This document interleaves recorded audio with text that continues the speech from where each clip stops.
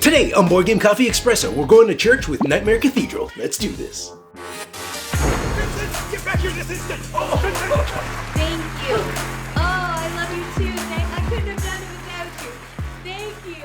Thank you. Nightmare Cathedral is a 1 to 4 player area control with some I lead you follow-ish action that utilizes these creepy little followers as resources for you to sacrifice at will to score some pretty cool frequent flair rewards from this here ritual track. Nightmare Cathedral's control game takes place here on these areas of potential dominion, and it's here that you'll want to gain presence, assemble your forts, and spread your wings. Got some unsavory types hanging around your not-so-leaning Tower of Pisa? Just call over Wingy Thing to help them see things your way.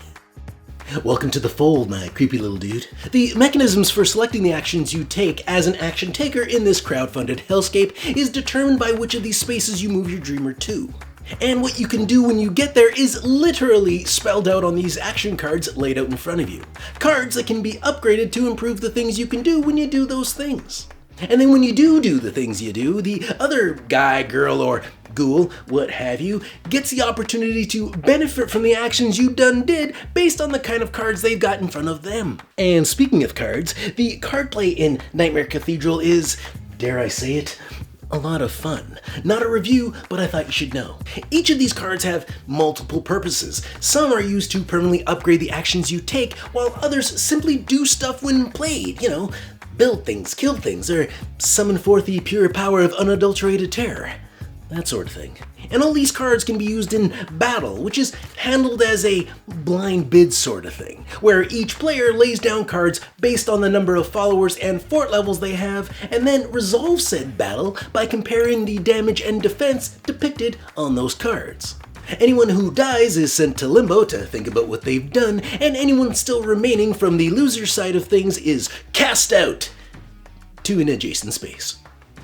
There are a lot of things you can do on your turn. I mean, you can summon followers, move your followers, attack other followers, sacrifice your followers, play cards that do a bunch of different stuff, a lot of which is to your followers, and build these cool stackable buildings by consuming your followers. These guys should really unionize. What I'm trying to say is there's a lot to do, and you might find yourself asking yourself, what do I do next? Well, that's where dreams come in. You see, dreams help direct your action, like self-appointed challenges that you select for yourself. And completing these challenges will earn you some points, maybe even contribute to building up the chapel. Speaking of which, you might have noticed this construction site here in the center of the board. And no, it's not the future site of modern-day living condos that no one can afford. This is where you'll get to construct this horrifying house of worship. And your reward for doing so? Why, unleashing hell on earth, of course. Or wherever it is this takes place. I'm not actually sure. Florida, maybe? These living manifestations of your night terrors might look hideous, but they're beautiful on the inside. Well, not so much beautiful as really fun to use. You see, these big uglies are like hitmen for hire, and they'll work for whoever can pony up the payment, but the only currency they accept is that of the flesh. To be honest, it does take a while to get these guys out on the table, but when you do, it genuinely feels like you've just opened up the gates to hell, because when these guys show up, you can be damn sure the end is nigh. When I got behind the wheel of one of these bad boys, I drove around the block literally devouring the souls of any that got in my way, one by one, pulling them off the board and condemning them to this gaping maw of despair in order to reach my personal goals. Hey, a guy's gotta do what a guy's gotta do. Now, you might be thinking to yourself, seems like an easy way to get rid of the competition. Well, yes and no. Because, you see, getting devoured, although might sound like a crappy deal initially, will reward you points in the end. So, as nice as it is to devour your neighbors, it's important you don't forget to eat those that matter most. Your family. I mean, followers. But not you guys. Just, you know.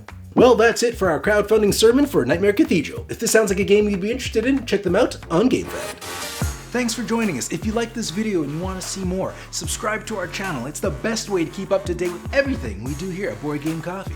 But if you want to see more right now, we got plenty of videos to choose from. And if that's not enough, follow us on Instagram, Facebook, and Twitter. I'm Mark Maya, and this is Board Game Coffee. And remember, have fun, keep gaming, be social. See you next week.